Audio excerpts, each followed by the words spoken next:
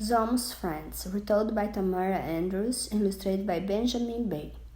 The best way to have a friend is to be one. Zomo the rabbit didn't know that. He had to learn it for himself. Many animals live in the jungle, and many were good friends to one another. Zomo thought he was better than all the other animals, and he certainly thought he was more clever. He was the cleverest animal in the jungle. He was the cleverest animal in the land. Zomo was quite proud of his cleverness. He often boasted and bragged to the other animals, and he laughed at his own many tricks. But as much as Zomo liked being clever, he was not happy. The animals were tired of Zomo's boasting and bragging. Not one of them wanted to be Zomo's friend. So Zomo the rabbit went to talk to Sky God for advice. He waited at the big rock in the jungle where he knew Sky God often appeared. The animals don't trust you, Sky God told Zomo. They have all been victims of your tricks, and you have lost their respect. If it is friendship you seek, you must earn it. The only way to have friends is to be one yourself. What can I do to earn friendship? Zomo asked the Sky God. How can I earn the animals' trust? Show them you can be trusted, said Sky God. Bring me the tail of the zebra, ordered Sky God. Zebra lived in the grasslands far away. Remember, warned Sky God, cleverness is a gift, but you must learn to use it wisely. Trickery can be used for good, but trickery can also make others angry. You must always do unto others as you would have others to do unto you. Zomo was eager to start on his journey. He barely heard Sky God's words. Zomo hopped off to find Zebra in the grasslands to the west. Sun will guide me, Zomo said to himself. He goes to sleep in the western ocean. If I keep my eye on Sun, I should have no trouble finding my way. Zomo followed Sun to the grasslands. Sun kept moving west. Zomo waved goodbye as Sun sank in the deep blue water to sleep soundly beneath the waves. Zomo did not feel sleepy. He had far too much to do. The sky was black, and the grasslands before him appeared endless. I'm sure that Zebra is hiding from me, he thought. I can't see through the darkness. Zebra could be just around the corner, or he could be hiding far, far away. At first, Zomo decided that he would wait for morning and ask Sun to help him find Zebra. Zebra can't hide from the light of Sun's day, Zomo reasoned. Just then, though, he remembered the Sky God's words. If I am going to gain Zebra's trust, thought Zomo, I should not use tricks or shortcuts. I will have to search for Zebra all by myself. Zomo walked through the grasslands and began to play his violin. The music welcomed Zebra, who listened and began to dance. As he played, Zomo watched Zebra move with grace and amid the tall grass. Why, Zebra? Zomo called out. How lovely! How did you learn to dance? Zebra stopped dancing. Zomo stopped playing. I learned to dance from my father, said Zebra. He was the greatest dancer in the jungle and the greatest dancer in all the land. When my father danced, the rain fell softly from the sky. Zebra swayed this way and that way, gliding across the grasslands. He reached for Zomo's hand. Together they glided from left to right, hand in hand. They danced until sun appeared again. They smiled as a soft, warm rain fell from the clouds and watered the land.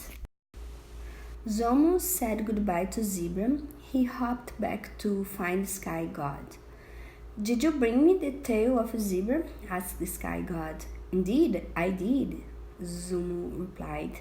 And what a beautiful tail it is. Zomo shared the lovely tale of zebra and the rain dance. Sky God smiled. I'm glad to see that you are learning how to be clever without playing tricks. You have brought back a tail and made a friend in the grasslands. That is a good, but just a start. Zomo barely heard these words as he thought happily about his dance with Zebra in the soft rain. Remember, Zomo, said Sky God, you are clever, and cleverness is a gift. It is said, a little rain each day will fill the rivers to overflowing. If it is further friendship you seek, you must do more than earn it. Bring me the tears of the crocodile. Sky God waved goodbye to the rabbit and disappeared into the clouds. Zomo waved back, and once again he began a long hop. He followed a winding path through the jungle and arrived at a great swamp.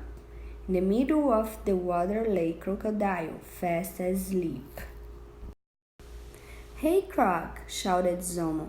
It's morning. Don't you think it's time to wake up? Crocodile opened his eyes angrily. The last thing he wanted to see was Zomo. He took one look and snapped his eyes shut. I have a story to tell you, said Zomo. It's a really beautiful tale. He started talking, but Croc kept his eyes shut. Zomo shared the tale of a zebra and the rain dance. He told about how zebras dancing made the rain fall from the clouds. Finally, Croc began to listen wide awake. Aha! I have your attention, said Zomo. Now I can show you the dance. Zomo began to dance, but not like he danced with Zebra. He did not glide, he hopped. He did not sway, he fell. He fell into the water near Crocodile. His head landed upside down. Crocodile laughed and laughed. Zomo began laughing too. Crocodile laughed so hard he cried big crocodile's tears. The tears dripped from his eyes and fell into Zomo's head. Zomo felt very clever indeed.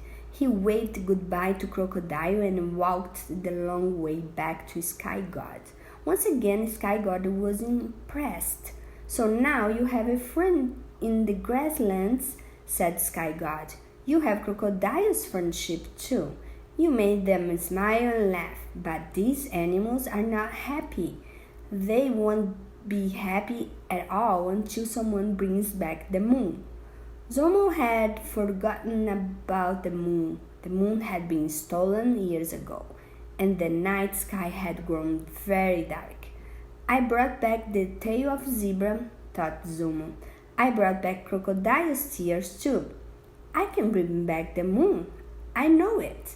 I am the cleverest animal in the jungle. I am the cleverest animal in all the land. Zomo set out once again, this time to look for the moon. He walked deep into the jungle and searched for the deepest ditch. Before long, he found it. He peered inside, and just as he suspected, he saw a faint white ball glowing beneath the dark. Zomo wasted no time. He was sure he had found the moon. He tipped it over his head, which was quite heavy with Croc's tears, and emptied it into the ditch.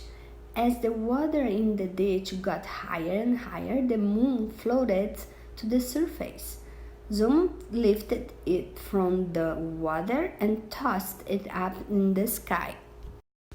The animals came out from their hiding homes in the jungle. One by one, they looked up at the sky.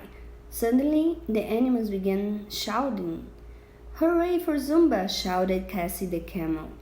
"Friend to us all," said Glinga the goat. Zomo felt more clever than ever. He felt better than ever too. It was great to be clever, but it was even better to have friends. It seemed all of the animals were now Zomo's friends. He remembered an old saying that was kind of clever: "You can never have enough friends."